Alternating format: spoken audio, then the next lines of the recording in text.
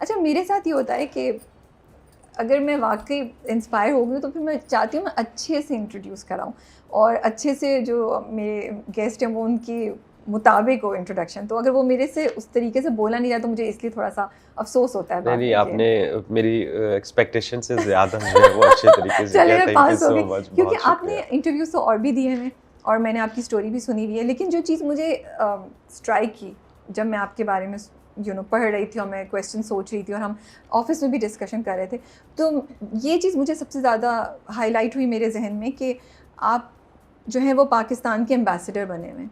You are going and telling people a different side of story of Pakistan and Pakistanis, जो आपको खुद भी realisation होती होगी कभी ना एक्चुअली कभी। वो अब ना आपके लिए कि फ़ख्र की बात होती है कि बिल्कुल। People think like that. लेकिन जब मैंने ये स्टार्ट किया था, कि मुझे Yeah. लगा था कि मैं काम करने जा रहा हूँ, तब मेरे ज़हन में नहीं था। Yes, yes. आज भी अभी थोड़ी देर पहले मेरे कुछ दोस्तों का एक व्हाट्सएप मैसेज आया कि अब्रार यार आप तो बड़े फेमस हो गए। एकदम मुझे इस चीज़ का रियलाइज़ ही नहीं हुआ कि जी। ये कब आपका ये सफ़र, वो एक बंदा जो मेरे घर के करीब जो है सिटी में, मैं जाके लोगों के सामने कैमरा ओपन करके देखता तो फिर शर्म वारी बंद कर देता था। कभी दो लफ्ज़ बोले फिर बंद करके घर वापस आ गए। फिर दोस्तों को मैसेज किया यार मुझसे नहीं हो रहा, फिर उन्होंने मोटिवेशन दिया, अगले दिन फिर गया। और ऐसे आज वो आप लोगों के साथ बैठना या पाकिस्तान में जहाँ पे मीटअप करना, वहाँ पे इतने अच्छे अच्छे लोग आपसे मिलने के लिए आते हैं, वो 2-2 3-3 घंटे लाइन में खड़े रहते हैं। Yes. ऑनेस्टली मैं अभी भी सोचता हूँ कि मुझ में वो क्या ख़ास बात है कि अल्लाह ताला की तरफ से एक रहमत है मुझ पे कि मैं अपना ख्वाब जी रहा हूँ और लोग जो हैं वो मुझसे इतना प्यार करते हैं। सही बात है।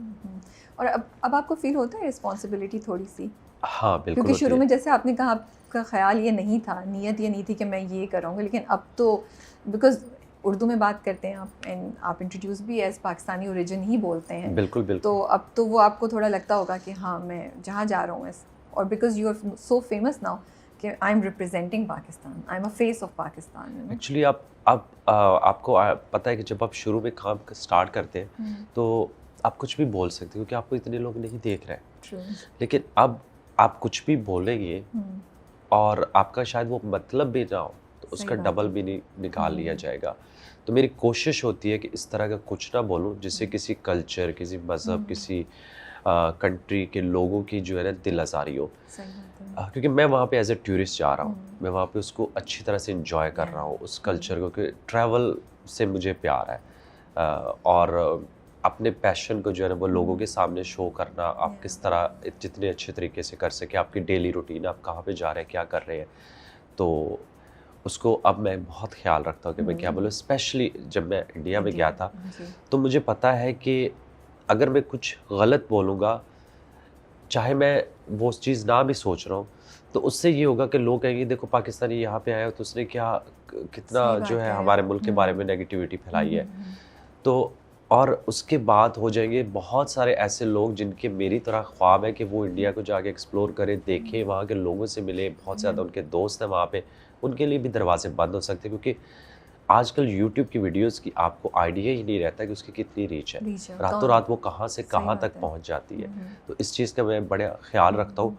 और वैसे भी मुझ में वो चीज़ नहीं है कि मैं वो शो करूँ कि I like I know you very humble माशाल्लाह से। एक और चीज़ मैं आपको कहूँगी, आप पाकिस्तान या एक पाकिस्तानी का ना टॉलरेंट साइड रिप्रेजेंट करते हैं, क्योंकि जनरली मैं शायद गलत भी कह सकती हूँ लेकिन इंप्रेशन ये होता है कि नहीं है टॉलरेंस, एक्सेप्टेंस नहीं है दूसरे कल्चर्स या रिलीजन की, विच इज़ नॉट ट्रू। जब आप भी पाकिस्तान में रहे, मैं भी रही हूँ और हम मिलते भी हैं, तो पाकिस्तानी और पाकिस्तान में रहने वाले तमाम लोग बहुत टॉलरेंट हैं, ऐसा नहीं है। तो ये बड़ी अच्छी बात है जो आप कर रहे हैं, तो आप एक और पॉजिटिव भी ऐड करें। अच्छा चलिए मुझे ये बताएं कि मैं क्यों ट्रैवल करूँ अकेले, मुझे इस बात पे कन्विंस करें। Why should I travel alone, because you travel alone and I am scared of travelling alone. लेकिन मैंने आपको देखा तो मैंने कहा यार मुझ जैसे लोग जो सोच रहे हैं कि कभी ट्रैवल करें अकेले, क्या कहेंगे आप? Why you should travel alone. जब आप एक बार ट्रैवल अकेले कर लेंगे ना जी। तो आपको ज़िंदगी के वो काम जिनसे अभी डर लग रहा है करने से, कल को आप वो इजीली कर सकेंगे। आप किसी के ऊपर डिपेंडेंट नहीं होगी। आपका दिल कर रहा है कि मैंने अभी जाके कॉफ़ी पीनी है, आप दोस्त का इंतज़ार नहीं करेंगे, आप चले जाएंगे। हम अपनी लाइफ में बहुत ज़्यादा डिपेंडेंट हो गए दूसरे लोगों को। और उसका नुकसान यही होता है कि हम अपने ख्वाब जो है वो दूसरों के सहारे जीना चाहते हैं। ओके। अब मेरा ख्वाब है ट्रैवल करना, मेरे दोस्त का ये ख्वाब ना हो शायद ट्रैवल करना। सही बात है। मुझे अगर रात को कोई कहेगा चल यहाँ से फ़्लाइट पकड़ते हैं तो दिल्ली चलते हैं, मेरे पास वीज़ा होगा, मैं चला जाऊँगा। लेकिन मैं अपने दोस्त से पूछूंगा, अच्छा ठीक है, मैं अपनी वालदा से पूछ लूँ, अपनी बीवी से पूछ लूँ, नहीं यार मेरे बच्चे बीमार हैं, मैं नहीं जा सकता, तो आप भी प्लान अपना कैंसिल कर देंगे। और जो सबसे बड़ी इम्पॉर्टेंट चीज़ है कि सोलो ट्रैवल आपको एक इतना सेल्फ सफिशिएंट वो आप हो जाते हैं कि आप दूसरों पे रिलाई करने के अलावा आपको बहुत सारी चीज़ों से डर नहीं लगता। ओके। आपको लगता है कि आप कहीं पे भी चले जाए आपको उसी तरह के और वो एक ज़हन में एक चीज़ होती है कि पता नहीं शायद वहाँ पे लोग कैसे होंगे। और जब आप सोलो ट्रैवल कर रहे होते तो लोग आपसे उनको लगता है यहाँ पे क्यों आया है ये। जब आप ग्रुप में जाते हैं तो आपके साथ वो नहीं मिलते। तो आपसे बात करते हैं, आपको इनवाइट करते हैं अपने घर में, आपको अपने बारे में बताते हैं। तो वो एक बड़ा एक ऐसा एक्सपीरियंस सा बन जाता है जो आप ग्रुप में कभी या दोस्तों के साथ वो चीज़ नहीं कर सकते।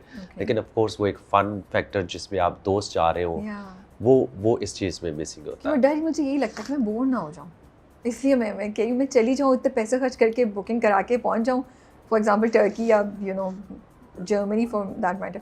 तो मुझे ये होता है कि यार मैं बोर हो गई, फिर मैं क्या करूँगी, पैसे भी जाएंगे। इसमें ना बहुत चीज़ें होती हैं, डेस्टिनेशन टू डेस्टिनेशन वेरी करता है। बहुत ज़्यादा डेस्टिनेशन जो है वो सोलो के लिए नहीं है, लेकिन बहुत ज़्यादा डेस्टिनेशन जो है ना वो सोलो के लिए है। For example I love travelling solo in south America. आपको वहाँ पे आप तरह के ही लोग मिल जाएंगे ट्रैवल करते हैं। वो जगह जहाँ पे बैक पैकर्स ट्रैवल करते हो, जहाँ पे सोलो ट्रैवल करते हो। अब यूरोप में ये होता है कि फॉर एग्जांपल आप एक होटल से दूसरे होटल ट्रैवल कर रहे हैं तो आपको लोगों से मिलने का मौका नहीं मिलता, क्योंकि यूरोपियन कल्चर इस तरह के वो ओपन नहीं है बहुत ज़्यादा। आप इंडिया में सोलो ट्रैवल कर लें, आप पाकिस्तान में सोलो ट्रैवल कर लें, तो एक वो जब फॉरेनर्स यहाँ पे आते हैं तो जब यहाँ से जाते हैं तो उनके हज़ारों पाकिस्तानी दोस्त बन जाते हैं, वो इसी वजह से है। तो वो कंट्री टू कंट्री और डेस्टिनेशन टू डेस्टिनेशन वेरी करता है। ओके, चलिए ये तो इंटरेस्टिंग है। अच्छा, इससे पहले कि हम ज़्यादा डिटेल में डिफरेंट बातें करें, हम थोड़ा सा आपका बैकग्राउंड यहाँ पे फॉर दोज व्यूअर्स जो पहली बार सुन रहे हैं या बहुत अरसे बाद सुन रहे हैं उनके लिए कर लेते हैं कि आप कहाँ से बिलोंग करते हैं और कैसे जर्मनी पहुँचे। आप समरी सुना दें हमें। मैं एक्चुअली बहुत ही छोटा सा गांव है ननकाना साहब के साथ है, 6 किलोमीटर दूर, वहाँ पे पैदा हुआ था, वहीं पे मेरी प्राइमरी एजुकेशन भी थी। फिर कॉलेज और कॉलेज तो ननकाना साहब में था, यूनिवर्सिटी इस्लामाबाद में होगी। और उसके बाद 2008 में मैं चला गया था, मैंने एरोस्पेस इंजीनियरिंग की थी वहाँ से इस्लामाबाद से, लेकिन यहाँ पे मुझे कोई अच्छी जॉब नहीं मिल पाई थी। तो जो मिली थी उसमें भी मुझे लगता था कि they are taking advantage, abusive से बॉस, आपको पता है यहाँ पे कुछ लोग आपको अच्छे ना मिले तो आई स्टार्टेड लुकिंग। मेरे पास इतने पैसे नहीं थे, पेरेंट्स अफोर्ड नहीं कर सकते थे, लेकिन मुझे ये एक मौका मिल गया कि Germany is a free education. तो मैंने वहाँ पे अप्लाई किया, एडमिशन हो गया, मैं वहाँ पे चला गया। तो पाकिस्तान में ही अप्लाई करने का क्यों नहीं सोचा, बाहर जाने का क्यों सोचा कि मैं बाहर चला जाता हूँ? एक्चुअली मैंने कभी नहीं सोचा था कि मैंने लाजमी बाहर जाना है, मुझे सिर्फ जॉब चाहिए थी। मैं फैमिली के सबसे बड़ा था और मेरे पेरेंट्स ने अपनी सारी जमा पूंजी मेरे पे लगा दी थी। Now I had the responsibility कि मैं कुछ अर्न करके अपने बहन भाइयों को जो है ना वो उनकी एजुकेशन जो है वो दिला सकूँ।